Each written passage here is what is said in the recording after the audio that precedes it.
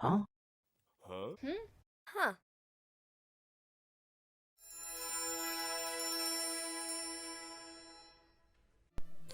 Hello, everybody, and welcome back to Sticky History. So, today we're going to be visiting England in the year 1666 and learn about the Great Fire of London. The Fire of London is pretty self-explanatory, but it was essentially a massive fire that broke out on Pudding Lane in the centre of London. The event is commemorated today by the monument built in 1677 near St Paul's Cathedral and the City of London. So the fire started in a baker's shop owned by a man named Thomas Fariner in the small hours of the morning of 2nd of September. He managed to escape along with his family by climbing through an upstairs window into the neighbouring house. At the time, there was little awareness about how to manage fires on such a large scale, which is in part what caused this to be such a major catastrophe. Houses were made of wood, had thatched roofs, and were so packed together they were touching on multiple sides in places. What's more, the city did not resemble the London that we know and love today. Instead, the streets were riddled with animals and livestock shelters, which contained straw, only adding fuel to the already fierce fire. To add insult to injury, the city had been experiencing a drought after a particularly roasting summer, meaning that the houses were like kindling waiting for a spark and water was in short supply to extinguish the fire. There were also few people who knew how to effectively use the water there was available to tackle infernos such as this one, with no organised fire brigade to run the rescue.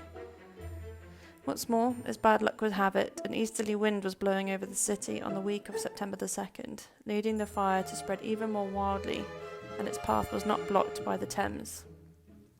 As a result of these numerous causes, around 13,200 houses were devastated, and St Paul's and the Royal Exchange were both gutted by fire damage. It has been noted that had it not been for an earlier blaze in 1633, the fire would have posed a risk to the south side of the river. London Bridge had already been partially destroyed, and therefore the flames could not jump over the Thames. Unbelievably, it really could have been a lot worse. On the second day of the fire, there was a rush to rescue the gold coins being held in reserve on Lombard Street from fear that the heat from the fire would melt the precious metal supplies. Though soon the authorities became more concerned with the violence against people who were perceived as terrorists by the London population, who they blamed for the fire. They were rounded up and rescued from the mobs of angry Londoners. The reason why the events of 1666 are so well documented is partly down to the diarist Samuel Pepys, who also played a role in putting out the fire. His observations have contributed to our understanding of the proceedings, including that the King, Charles II, helped efforts to control the fire. Pepys helped to strategise in his position as clerk to the Royal Navy, suggesting that buildings were torn down to stop the spread of the fire. Though this theory did eventually help to control the burning, it did not stop Pepys from burying his expensive cheese and wine collection to ensure their safety. Though the casualties from the fire are believed to be relatively few, the damages caused to the city was inconceivably large. What's more, the poor living conditions that remained after temporary shelter was constructed for the homeless meant that the spread of disease was rife, and many died in the following harsh winter. On the other hand, some have suggested that the fire in fact helped to save lives, as the Black Death, which had been menacing London the previous year in 1665, was not recorded again after the incident. This is because the packed housing, rats and fleas were mostly incinerated, along with everything else in the path of the fire. However, the plague had already killed close to 80,000 London folk, so it was damage control as opposed to prevention. The cost of the damage is thought to amount to £10 million, when London's annual income numbered only £12,000. This equates to roughly £1.8 billion worth of damage in 2021. Sir Christopher Wren took 30 years to reconstruct most of the city, as well as St Paul's Cathedral and other prominent buildings that were burnt in the fire. This highlighted the necessity for both a form of insurance to be started in the city, as well as the crucial need for a trained firefighting squad, and there was born the first fire brigade in London. The City of London was brought to its knees in 1666 as a result of the infamous Great Fire of London.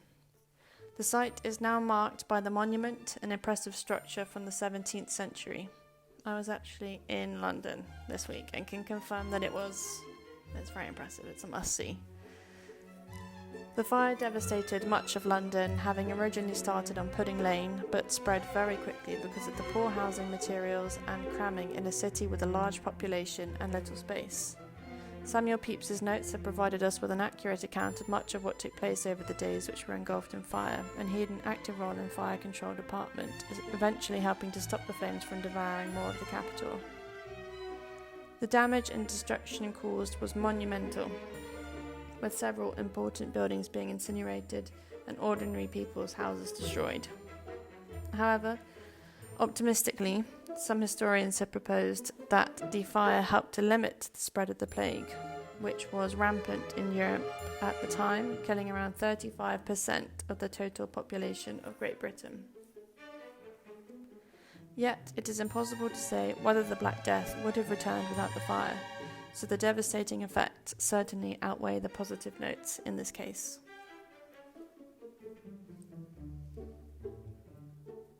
And that is everything for today. Thank you very much for watching Sticky History. I really do hope you enjoyed this video on the Great Fire of London, and I hope that you learnt something new. If you did, please don't forget to give it a like and to subscribe, and also comment any video requests that you might like to see in the future. Bye!